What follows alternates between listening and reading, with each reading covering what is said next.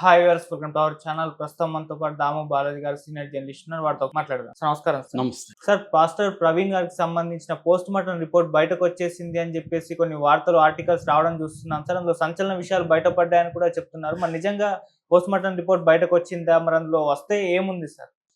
Post mortem report ఇప్పుడు బయటకు వచ్చిందని ఒక రిపోర్ట్ అయితే సర్క్యులేట్ అవుతుంది సోషల్ మీడియాలో. అందులో మామూలుగా అయితే 5 మంది డాక్టర్లు పోస్ట్ మార్టం చేసినట్టు ఇదంతా వీడియో చూసినట్టు తెలుస్తుంది. అందులో ప్రవీణ్కి తలకి గాయమైందని, తలకి గాయం అవ్వడం వల్లే ఆయన చనిపోయాడు అనేది అయితే కనిపిస్తుంది దాంట్లో. అట్లాగే పెదాల మీద గాయాలు ఉన్నాయి, బాడీ మీద కూడా అక్కడక్కడ ఇది ఉన్నాయి. ఆ బండి ఆ వెయిట్కి పడ్డం, గుండె మీద అదేంటంటే రాయల్ ఎన్ఫీల్డ్ బైక్, అది వెయిట్ చాలా ఉంటుంది. ఆ వెయిట్ గుండెల మీద పడడం, తలకి గాయం జరగడం, దీనివల్లే ఆయన మృతి అయితే జరిగింది అనేది ఇప్పుడు వస్తున్న పోస్ట్ మార్టం రిపోర్ట్లో ఉంది.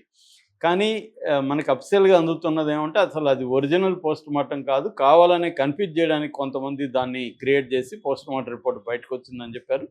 పోలీసులు అఫీషియల్గా అయితే పోస్ట్ మార్టం రిపోర్టు రిలీజ్ చేయలేదు అన్న ఇదైతే వస్తుంది. ఇది రావడానికి ఈరోజు కానీ రేపు కానీ మనకు క్లారిటీ వచ్చే అవకాశం ఉంది. యాక్చువల్గా పోస్ట్ మార్టం రిపోర్టు బయట పెట్టమని నిన్నటి నుంచి కేఏ పాల్ కావచ్చు, మహాసేన రాజేష్ కావచ్చు, దళిత నాయకులు కావచ్చు, ఇటు వీళ్ళ సిస్టరు శ్రీదేవి కావచ్చు, వాళ్ళ బంధువులు కావచ్చు, అందరూ కూడా డిమాండ్లు అయితే చేస్తున్నారు. యాక్చువల్గా దళిత నాయకులు చెప్పినట్టుగానే పోస్ట్ మార్టం చేశారు. 5 మంది డాక్టర్లు రాజమండ్రి గవర్నమెంట్ హాస్పిటల్లో కొంతమంది సమక్షంలోనే చేశారు. అట్లాగే దానంతా వీడియో రికార్డింగ్ కూడా చేశారు. కాకపోతే పోస్ట్ మార్టం రిపోర్టు అఫీషియల్గా బయటికి ఇంకా ఎందుకు తీసుకురాలేదు అనేది ఇప్పుడు అందరికీ వస్తున్న డౌట్. ఈ లోపల ఏమైంది, ఒకటైతే ఫేక్ అది నిజమని తెలియదు, కానీ ఒకటి సర్క్యులేట్ అయితే అవుతుంది. దాంట్లో రాజమండ్రి గవర్నమెంట్ హాస్పిటల్ ఇవన్నీ కూడా ఉన్నాయి, ఆ లెటర్ ప్యాడ్ కింద సర్క్యులేట్ అవుతుంది. సో దాంట్లో మాత్రం ఇది చూస్తే వాళ్ళు ఇది యాక్సిడెంటా అవన్నీ చెప్పలేదు. కాజ్ ఆఫ్ డెత్ ఇది సఫోకేషన్ అయింది, తలకి గాయం జరిగింది, ఇవి చెప్తున్నారు. మరి కొట్టి చంపారా లేకపోతే యాక్సిడెంట్ అనేది దాంట్లో క్లియర్గా అయితే లేదు ఇప్పుడున్న పోస్ట్ మార్టం. అది నిజమైన పోస్ట్ మార్టం రిపోర్టా కాదా మనకు తెలీదు. కాజ్ ఆఫ్ డెత్ అయితే అది చెప్పారు. కానీ అనుమానాలు ఎట్లా ఉన్నాయి అంటే, ఒకటి కొవ్వూరు, ఇప్పటి వరకు 2 సీసీటీవీ ఫుటేజ్లు బయటకు వచ్చాయి. కొవ్వూరు దగ్గర చనిపోయిన దగ్గర పెట్రోల్ బంకు నయరోనా అది సయోరా అట్లాంటి పెట్రోల్ బంక్ ఉంది. కొంతమూరు దగ్గర, ఆ కొంతమూరు దగ్గర ఉన్న పెట్రోల్ బంకు దగ్గర ఉన్న సీసీటీవీ ఫుటేజ్ అదేంటంటే ఇటు జరిగితే రోడ్డుకి అటువైపు సీసీటీవీ ఉంది కాబట్టి లాంగ్లో ఉంది. ఈ 2 రకాల సీసీటీవీ ఫుటేజ్లు ఇప్పుడు బయటకు వచ్చాయి. ఒకటి కొవ్వూరు దగ్గరదేమో ఇతను సైడ్లో బైక్ కాళ్ళు ఊనుకుంటూ మెల్లగా బైక్ని ముందుకు తీసుకెళ్తున్న విజువల్ ఒకటి వచ్చింది. అది 11:31 అక్కడ నమోదైంది. ఇది జరిగిందేమో 11:42 దగ్గర అక్కడ జరిగింది. అక్కడ ఆ టైంలో 5 వెహికల్స్ మొత్తం వెళ్ళాయి. అందులో ఒక రెడ్ కారు ఈక్వల్గా దీంతో పాటు కాసేపు వెళ్తున్నట్టు కనబడింది. అదేమన్నా ఢీకొనిందా అనేది క్లారిటీగా లేదు సీసీటీవీ ఫుటేజ్లో. సో ఇప్పుడు 2 రకాల డౌట్లు వస్తున్నాయి. ఒకటేమో ఈ బైక్ ఉన్నది అది ప్రవీణ్ కాదు, వేరే వాళ్ళు అనేది చాలామంది ఆరోపిస్తున్నారు. వాళ్ళ సొంత చెల్లెలు శ్రీదేవి కూడా ఆ బైక్ మీద ఉన్నది మా అన్న కాదు, మా అన్న ఇంకా సన్నగా ఉంటాడు, మా అన్నకు అంత కాళ్ళు పొడుగు లేవు అనేది చెప్తున్నారు. ఇప్పుడు ఇంకొక ఫోటో కూడా బైక్ మీద ఉన్న పాత ఫోటో కూడా పెట్టి కంపేర్ చేస్తున్నారు. సో బైక్ మీద ఉన్నది కాదు అనేది ఒకటి. రెండోది, ఆ రెడ్ కార్ ఎవరు, రెడ్ కారు కొట్టి అతను ఏమన్నా బైక్ ఇదైందా ఒకటి, లేదు ముందుగానే హత్య చేసి బైక్లో వేరే వాళ్ళని పెట్టి ఈ డ్రామా అంతా ఆడారా అనేది ఇంకొక డౌట్. ఎందుకంటే అక్కడ ఈ హెల్మెట్కి ఏమో చిన్న గీత కూడా పడలేదు, తలకి ఎలా దెబ్బ తగిలింది హెల్మెట్ పెట్టుకొని ఉంటే కూడా అనేది ఒకటి. రెండోది, అతను చొక్కా మీద బూటు ముద్రలు ఉన్నాయి, ఎవరు తొక్కినట్టుగా ఉంది అనేది 2. మూడోది, పెదాలని కోసినట్టుగా ఉంది అనేది 3. సో రెండో, బైకు మామూలుగా జారి పడితే బైక్ ఇతను దూరంగా పడాలి కదా, బైక్ ఇతని మీద ఎలా పడింది అనేది, ఇలాగా రకరకాల డౌట్లు అయితే ఎక్స్ప్రెస్ చేస్తున్నారు. ఇప్పుడు పోస్ట్ మార్టం రిపోర్టు బయటకు వచ్చినా కూడా తేలేటుగా కనబడలే ఈ రిపోర్ట్ని చూస్తే. ఎందుకంటే పోస్ట్ మార్టం రిపోర్ట్లో కాజ్ ఆఫ్ డెత్, ఈ సఫోకేషను లేకపోతే హెడ్ ఇంజురీ ఇవి రాస్తారు తప్ప అవి ఎలా అయినాయి, ఎవరు చేస్తే అయినాయి, యాక్సిడెంట్ వల్ల అయినాయా లేకపోతే ఎవరైనా చేశారా అనేది కదా తేలాలి. సో అది పోస్ట్ మార్టం రిపోర్ట్లో కూడా తేలే అవకాశం లేదు. దీనికి ఫోరెన్సిక్ దీనికి కూడా పంపిస్తారు. ఆల్రెడీ క్లూస్ టీమ్ని తీసుకొచ్చారు, డాగ్ స్క్వాడ్ వచ్చింది, అవన్నీ కలెక్ట్ చేశాడు ప్రాపర్గా, అవన్నీ తీసుకెళ్లారు.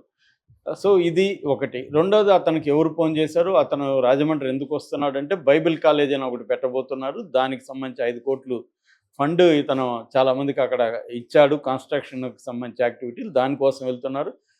ఈ 5 కోట్ల కోసమే ఇతన్ని చంపారు అనేది కూడా ఒక వార్త బయటకు వస్తుంది. ఈ 5 కోట్ల కోసమే చంపారు తప్ప హిందూ ముస్లిం గొడవ లేకపోతే క్రిస్టియన్ గొడవ కాదు ఇది. 5 కోట్ల కోసమే కొంతమంది చెప్పారు. ఇప్పుడు అతను ఎవరెవరికి డబ్బులు ఇచ్చారు వాళ్ళని కూడా విచారించాలని ఇంకొక వాదన వస్తుంది. అంటే మల్టిపుల్ కాన్స్పిరసీ థీరీస్ దీని చుట్టూ తిరుగుతున్నాయి. ఈ నేపథ్యంలో పోస్ట్ మార్టం రిపోర్ట్ అయితే కీలకంగా మారనుంది. ఆ పోస్ట్ మార్టం రిపోర్టే కాకుండా ఫోరెన్సిక్ రిపోర్ట్ కూడా చాలా ఇంపార్టెంట్. కాకపోతే ఫోరెన్సిక్ అనేది మనం చూస్తున్నాం, ప్రతి హత్య కేసులో ఫోరెన్సిక్ రిపోర్ట్ అనేది చాలా టైం తీసుకుంటుంది. ఎందుకంటే మనకి ఇంకా ఫోరెన్సిక్ ల్యాబ్స్ అనేవి తక్కువే ఉన్నాయి. ఈ ల్యాబులు పూణేకి అలా పంపిస్తుంటారు, ఢిల్లీకి కానీ పూణేకి కానీ. అవి రావడానికి లేట్ అవుతుంది, ఎందుకంటే దేశవ్యాప్తంగా వాళ్ళ మీద ప్రెజర్ ఉంటుంది. యాక్చువల్గా ఇప్పుడు కొత్తగా వచ్చిన బిఎన్ఎస్ యాక్ట్ వీటిలో ఏముందంటే ప్రతి జిల్లా పరిధిలో ఒక ఈ ఫోరెన్సిక్ ల్యాబ్ పెట్టాలనేది ఉంది. ఫోరెన్సిక్ సైన్స్ ల్యాబ్ అంటారు దాన్ని, ఎఫ్ఎస్ఎల్ అంటారు. ఈ ఎఫ్ఎస్ఎల్స్ పెట్టాల్సిన అవసరం అయితే ఉంది, కానీ లేకపోవడం వల్ల అది లేట్ అవుతుంది. సో ఇప్పుడు పోస్ట్ మార్టం రిపోర్టు ఇప్పుడు బయట ఉన్నది నిజమా కాదా ఒకటి తేలాలి. ఒకవేళ నిజం కాకపోతే నిజమైన పోస్ట్ మార్టం రిపోర్టు ఎప్పుడు బయట పెడతారు, దాంట్లో ఏముందో తేలితే ఇంకొన్ని విషయాలు బయటకు వస్తాయి.